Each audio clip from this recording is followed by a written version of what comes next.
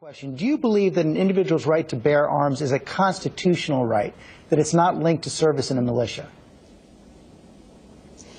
I think that for most of our history, there was a nuanced reading of the Second Amendment until the decision by the late Justice Scalia.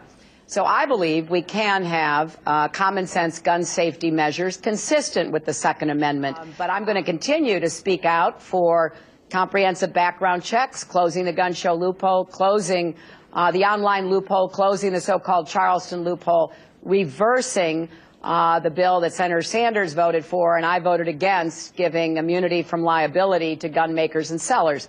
I think all of that can and should be done, and it is, in my view, consistent with the Constitution. And the Heller decision also does say there can be some restrictions, but that's not what I asked. I said, do you believe that their conclusion that an individual's right to bear arms is a constitutional right?